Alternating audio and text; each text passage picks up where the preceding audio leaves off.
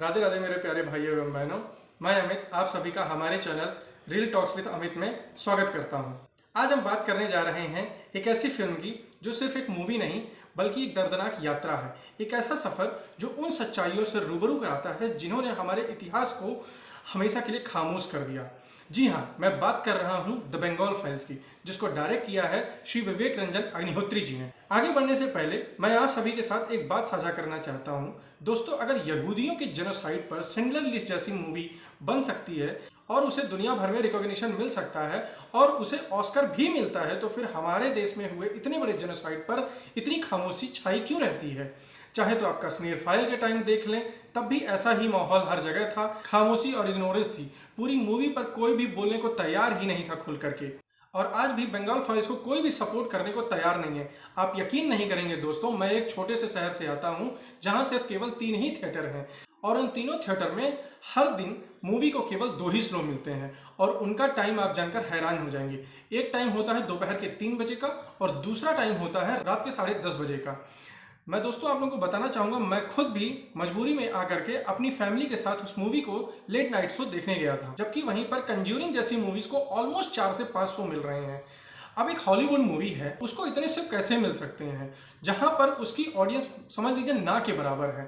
मैं ये देख रहा हूं कि द बंगाल फाइल्स को पूरी तरीके से दबाने की कोशिश की जा रही है ताकि 1946 का जो सच है वो कभी बाहर ही ना आ सके। खैर, मुझे लगता है ऐसी चीजें तो हर जगह ही चल रही होंगी। फिल्म को पूरी तरीके से दबाने की कोशिश कर रहे हैं। हम बढ़ते हैं अपनी कहानी की तरफ। तो फिल्म हमें लेकर चलती है बंगाल के उन गलियों में जहां सिर्फ इंसान ही नहीं मर रहे थे बल्कि इंसानियत भी अपने सांसें तोड़ रही थी। 1946 का बंगाल, हिंदू जेनोसाइड, पार्टीशन के बाद के राइट्स और उनके पीछे की पॉलिटिक्स, सब कुछ इस फिल्म का हिस्सा है। यहाँ दिखाया गया है कि किस तरह से प्रोपेगेंडा, ब्रेन वॉश और पावर के लालच ने आम लोगों को अपने ही भाई बंधुओं के खिलाफ कर दिया था। कहानी की शुरुआत कुछ इस प्रकार से होती है। दर्शन कुमार एज अ शिव पंडित एक ऑफिसर के रूप में बंगाल पहुंचते हैं एक मिसिंग गर्ल गीता की तलाश में। इस सफर में उनका सामना होता है भारती बनर्जी, जिसका रोल सिमरत कौर ने किया है, और अमरजीत अरोड़ा, जिनका रोल एकलव्य सूद ने किया है, जो इन दंगाइयों के जुल्म के खिलाफ लड़ रहे होते हैं। लेकिन कहानी धीरे धीरे एक पर्सनल इन्वेस्टिगेशन से निकल के हिस्ट्री के उस चैप्टर तक पहुंच जाती है जहां सिर्फ खून के आंसू और चीखें लिखी हुई। फिल्म का सबसे बड़ा हाईलाइट है इसके एक्टर्स और इसमें 3 माइंड ब्लोइंग मोनोलॉग्स, जिसमें एक सिमरत कौर का, दूसरा दर्शन कुमार का और तीसरा मोनोलॉग है पल्लवी जोशी जी का। सिमरत कौर ने अपने मोनोलॉग में सबका दिल जीत लिया। एक औरत के दर्द को जिस तरीके से उन्होंने जुबान दी है वह दिल को छू जाता है। बात करें अगर दर्शन कुमार के, तो उनका मोनोलॉग लगभग 5 मिनट का है। वो मोनोलॉग एक्टिंग के स्टेटस को अलग ही लेवल पर पहुंचा देता है। अब बात अगर करें पल्लवी जोशी के द्वारा दिया गया मोनोलॉग और उनकी डायलॉग डिलीवरी, उनकी प्रेजेंस और आंखों का दर्द आपको अपने ही अंदर झांकने के लिए मजबूर कर देता है। मिथुन चक्रवर्ती का रोल छोटा होते हुए भी बहुत ही ज्यादा इम्पैक्टफुल है और फिल्म को और गहराई देता है। अब बात करते हैं अपन टेक्निकल एस्पेक्ट की, तो विवेक अग्निहोत्री का डायरेक्शन यहाँ पर पीक लेवल पर है। 1946 का भारत के साथ जिस तरीके की डिटेलिंग उन्होंने स्क्रीन पर रिक्रिएट की है वो ट्रूली प्रॉमिसिंग है।